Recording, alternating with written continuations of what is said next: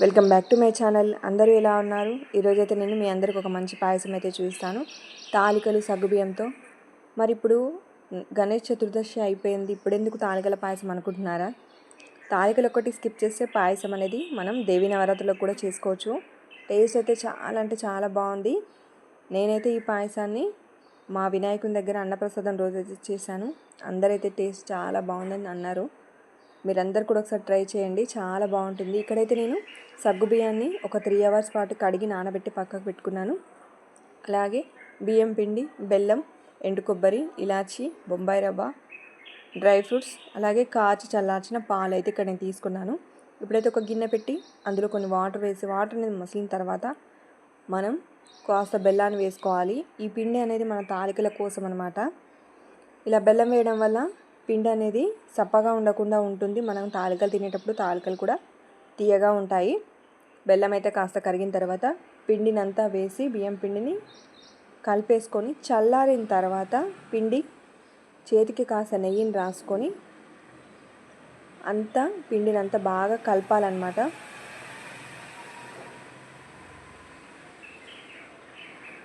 ఇప్పుడు కొంచెం కొంచెం పిండిని అయితే వేసేసుకుందాం. వేసి అంతా కలిపేసుకొని పక్కకైతే చల్లారబెడదాం. ఈలోపు మనం ఏ గిన్నెలో అయితే పాయసం చేయాలని అనుకుంటున్నామో ఆ గిన్నె అయితే స్టవ్ మీద పెట్టి దాంట్లో మన పాయసం క్వాంటిటీకి సరిపడా వాటర్ని అయితే స్టవ్ మీద అయితే పెట్టేసుకున్నాను. నేనైతే ఇక్కడ పిండి అంతా చల్లారింది, బాగా అంతా కలిపేసి మనం మురుకులు ఒత్తుకునే గిద్దలు ఉంటాయి కదా, అందులో అయితే ఈ పిండిని అయితే వేసి తాలికలాగైతే ఒత్తుకున్నాను. మనం చేతితో కూడా చేయొచ్చు, కానీ కొంచెం క్వాంటిటీ ఎక్కువ ఉన్నప్పుడు ఇలా చేసి అయితే ప్రాసెస్ చాలా ఈజీగా ఉంటుంది. అలాగే తాలికలు కూడా విడిపోవన్నమాట. మనం అందులో పెట్టి గిద్దెలలో పెట్టి ఒత్తడం వల్ల ఇలా పిండినంతా అయితే నేను ఇలా తాలికల్లాగా ఒత్తేసుకున్నాను అనమాట. ఇవి మనకు సపరేట్గా మనం విడదీయాల్సిన అవసరం లేదు. డైరెక్ట్ ఇలానే పాయసంలో వేసుకుంటే ఉడికేస్తుంటే ఆటోమేటిక్గా అవే విడిగా అయిపోతాయి అన్నమాట. ఇక్కడైతే స్టవ్ పై వాటర్ పెట్టుకున్నాను కదా పాయసం కోసం. వాటర్ అయితే బాగా మసులుతున్నాయి. ఇప్పుడు నానబెట్టుకున్న సగ్గుబియ్యం ఉన్నాయి కదా, అవైతే వాటర్లో వేసేసుకున్నాను. చూసారా, సగ్గుబియ్యం అనేది ఉడికి వాటంతలు అవి పైకి అనేది తేలుతున్నాయి.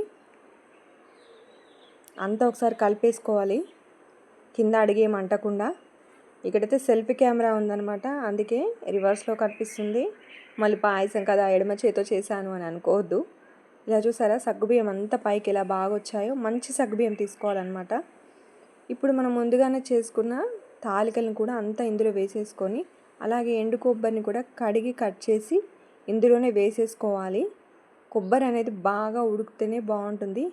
మనం డ్రై ఫ్రూట్స్ని నెయ్యిలో వేయించుకుంటాం కదా, కొబ్బరిని కూడా వేయించుకోవచ్చు, కానీ ఇందులో మాత్రం కొబ్బరిని ఇలా డైరెక్ట్ వేసుకుంటేనే టేస్ట్ అనేది బాగుంటుంది. కొబ్బరి కూడా వీటితో పాటు సమానంగా ఉడుకుతుందన్నమాట. ఇక్కడైతే ఒక 4-5 ఇలాచీలు కచ్చాపచ్చాగా దంచి వేసుకున్నాను. బెల్లాన్ని అయితే ఇప్పుడు వేసుకుంటున్నాను అనమాట పాయసంలో. నేనైతే 1.5 కేజీ బెల్లం అయితే తీసుకున్నాను. బెల్లం అంతా కరిగి ఈ తాలికలు, సగ్గుబియ్యం, కొబ్బరి అంతా కూడా బెల్లం అంతా ఉడికిపోతుందన్నమాట. వీటన్నీ కలిపి అంతా కలిపేసుకోవాలి. బెల్లం వేసిన తర్వాత తాలికలు చూసారా మంచిగా సపరేట్గా అయిపోయాయి. అలానే మొత్తం కూడా కరిగిపోవన్నమాట. మనకు పాయసం అంతా తయారైనాక కూడా మనకు తాలికలు అయితే కనిపిస్తుంటాయి. ఇక్కడైతే మరో ప్యాన్ పెట్టి ఇందులో అయితే బొంబాయి రవ్వ లైట్గా వేయించుకున్నాం కదా, ఇలా సన్నటి సెగపై లైట్గా వేయించుకోవాలి. నేనైతే నెయ్యి లాంటిది ఏం వేయలేదు, మామూలుగానే వేయించుకున్నాను. రవ్వ తీసి పక్కకు పెట్టి నెయ్యి అనేది వేసేసుకొని ఇందులో డ్రై ఫ్రూట్స్ అయితే వేయించుకున్నాను. మనకు స్వీట్ అంటే కంపల్సరీగా డ్రై ఫ్రూట్స్ అయితే ఉండాల్సిందే కదా, నెయ్యి వాసన అయితే తగలాల్సిందే. అప్పుడే స్వీట్ అనేది ఆ టేస్ట్ అనేది తెలుస్తుంది. ఇక్కడైతే డ్రై ఫ్రూట్స్ అయితే వేయించుకున్నాను. ఇప్పుడైతే మనకు బెల్లం అంతా కరిగిపోయింది. చూసారా అంతా ఎలా మసులుతుందో. ఇప్పుడు ఈ స్టేజ్లో ఉన్నప్పుడు మనమైతే రవ్వని కలుపుకోవాలన్నమాట. మనం వేయించి పక్కకు పెట్టుకున్న రవ్వని కలపడంతో మనకైతే పాయసం అయితే థిక్గా అవుతుంది. ఇప్పుడైతే అంత లూజ్గా ఉంది కదా, ఇప్పుడు మన రవ్వనైతే కలిపితే పాయసం అనేది మంచిగా తిక్కుగా అవుతుందన్నమాట.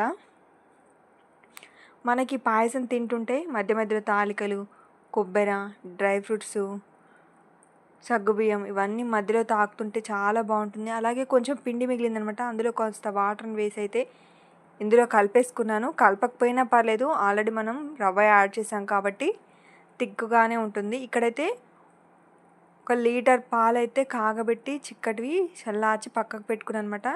చిన్న క్లిప్ అయితే మిస్ అయింది పాలు ఇందులో వేసేటప్పుడు. మనం పాలు వేడిగా ఉన్నప్పుడు పోయొద్దు, ఎందుకంటే ఆల్రెడీ పాయసంలో బెల్లం వేడిగా ఉన్నప్పుడు పాలు అనేది వేడిగా ఉంటే విరిగిపోతుందన్నమాట. అందుకే పాలని మొత్తం అంతా చల్లారబెట్టిన తర్వాతనే మనం పాయసంలో కలిపేసుకోవాలి. చూసారా, ఆల్మోస్ట్ పాయసం అయితే రెడీ అయిపోయింది. మన తాలికలు కూడా చూసారా మొత్తం అంతా కరిగిపోలేదన్నమాట, మంచిగా ఉడికాయి. ఇక్కడైతే నెయ్యి, డ్రై ఫ్రూట్స్ని అయితే మన పాయసంలో కలిపేసుకుంటే మన పాయసం అయితే రెడీ అయిపోయింది. చూడడానికైతే చాలా బాగుంది కదా, టేస్ట్ అయితే చాలా అంటే చాలా బాగుంది. కంపల్సరిగా మీరందరూ సగ్గుబియ్యంతో ఈసారి అయితే పాయసం ట్రై చేయండి. చాలా అంటే చాలా బాగుంటుంది. కొంచెం క్వాంటిటీ ఎక్కువ ఉంది కాబట్టి కాస్త టైం అనేది ఎక్కువగా పట్టింది. మరి మీ అందరికీ ఎలా అనిపించింది ఈ video? Like, share, subscribe my channel.